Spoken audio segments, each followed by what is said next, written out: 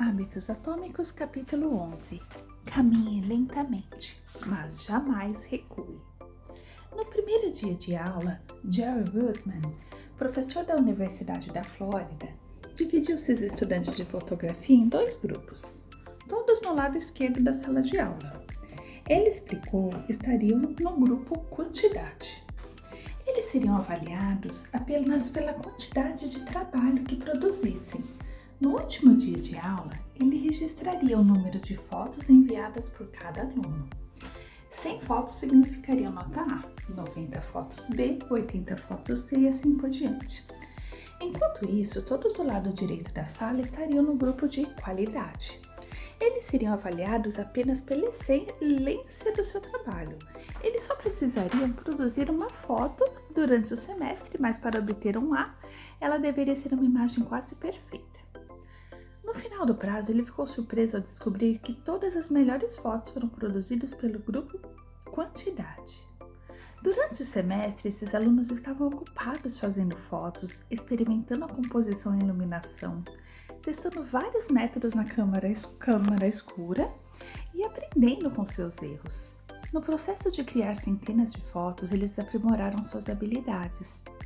Enquanto isso, o grupo Qualidade se limitou a especular sobre a perfeição. No final, eles tinham pouco a mostrar por seus esforços, além de teorias não comprovadas e uma foto medíocre. É fácil ficar preso tentando encontrar o plano ideal para a mudança. A maneira mais rápida de perder peso, o melhor programa para ganhar músculos, a ideia perfeita para um negócio. Estamos tão focados em descobrir a melhor abordagem que nunca chegamos a agir. Como Voltaire disse certa vez, o melhor é o inimigo do bom. Refiro-me a isso como a diferença entre estar em movimento e agir. As duas ideias parecem semelhantes, mas não são iguais. Quando você está movimentando, você está planejando, criando estratégias e aprendendo. São todas coisas boas, mas não produzem um resultado. A ação, por outro lado, é um tipo de comportamento que vai produzir um resultado. Se eu descrever 20 ideias para artigos que quero escrever, isso é movimento.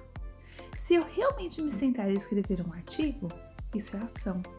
Se eu procurar um plano de dieta melhor e ler alguns livros sobre o assunto, isso é movimento. Se eu realmente comer uma refeição saudável, é ação.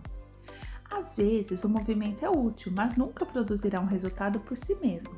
Não importa quantas vezes você vai falar com o personal trainer, esse movimento não vai te colocar em forma. Só a ação de se exercitar é que vai obter o resultado desejado. Se o movimento não leva a resultados, por que fazemos isso? Às vezes, fazemos porque realmente precisamos planejar ou aprender mais. Mas muitas vezes o fazemos porque o movimento nos permite sentir que estamos progredindo sem correr o risco de fracassar. A maioria de nós é especialista em evitar críticas. Não é bom falhar ou ser julgado publicamente. Por isso, tendemos a evitar situações em que isso possa acontecer. E essa é a maior razão pela qual você entra em movimento em vez de agir. Você quer protelar o fracasso. É fácil estar em movimento e se convencer de que está progredindo. Você pensa, estou conversando com 4 potenciais clientes agora. Isso é bom, estamos nos movendo na direção certa. Ou, tive algumas ideias para o livro que quero escrever, o projeto está caminhando. O movimento que você faz você sentir como se estivesse fazendo as coisas. Mas, na verdade, você está apenas se preparando para isso. Quando a preparação se torna uma forma de procrastinação, aí você tem que implementar a mudança. Você não quer apenas planejar, você quer praticar. Se você quer dominar um hábito, a chave é começar com a repetição, não a perfeição. Você não precisa mapear todos os recursos de um novo hábito, só praticá-lo. Essa é a primeira conclusão da terceira lei. Você só precisa repetir. Quanto tempo realmente leva para se criar um novo hábito? A formação do hábito é o processo pelo qual um comportamento se torna progressivamente automático através da repetição.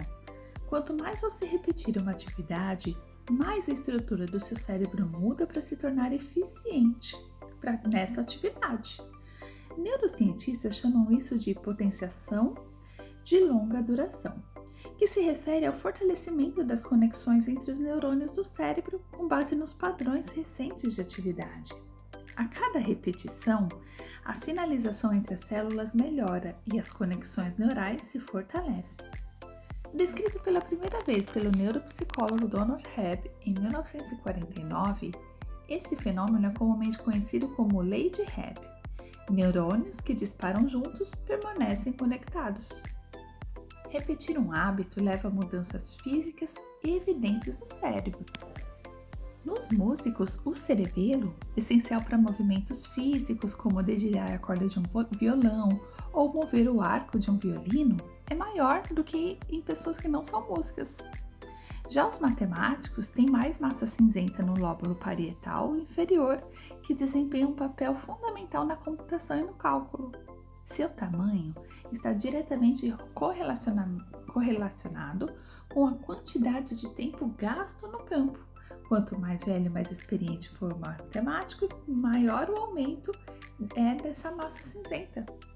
Quando os cientistas analisaram os cérebros dos motoristas de táxi de Londres, descobriram que o hipocampo, uma região do cérebro envolvida na memória espacial, era significativamente maior em taxistas do que em não taxistas. Ainda mais fascinante, o hipocampo diminuía de tamanho quando o motorista se aposentava. Como os músculos do corpo, que respondem ao treinamento regular com pesos, determinadas regiões do cérebro se adaptam à medida que são usadas e se atrofiam à medida que são abandonadas.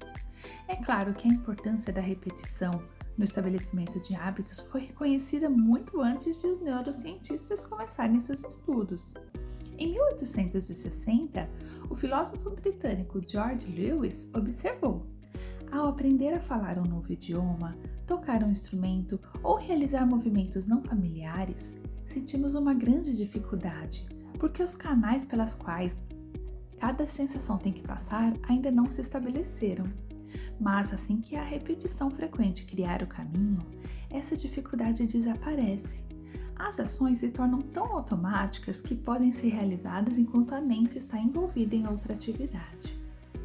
Tanto o senso comum quanto a evidência científica concordam. A repetição é uma forma de mudança. Cada vez que repete uma ação, você está ativando um determinado circuito neural associado a esse hábito.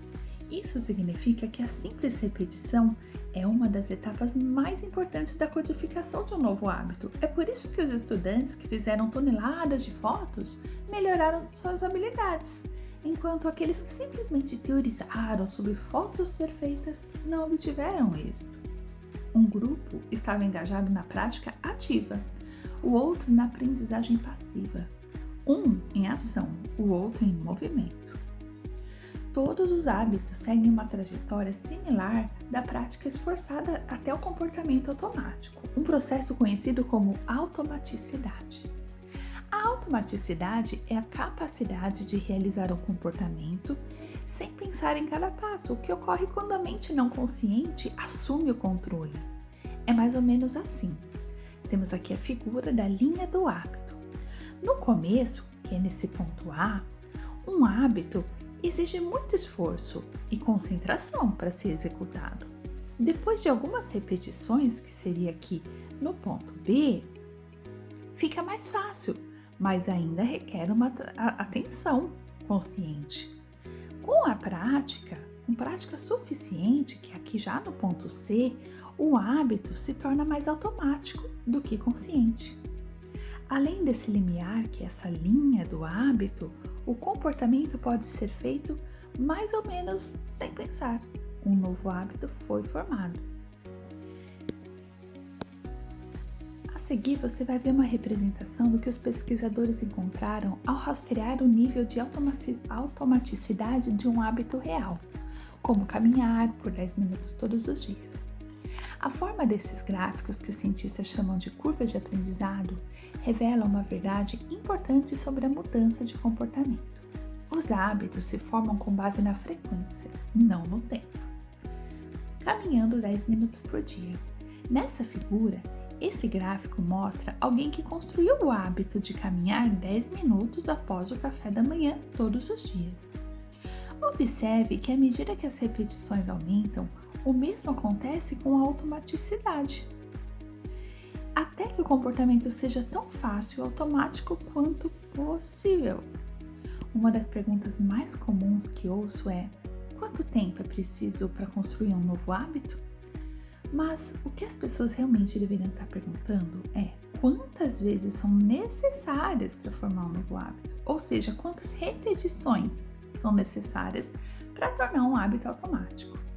Não há nada mágico sobre o passar do tempo no que diz respeito à formação de hábitos. Não importa se faz 21, 30, 300 dias. O que importa é a taxa em que executa o comportamento. Você poderia fazer algo 2 vezes em 30 dias ou 200 vezes. É a frequência que faz a diferença.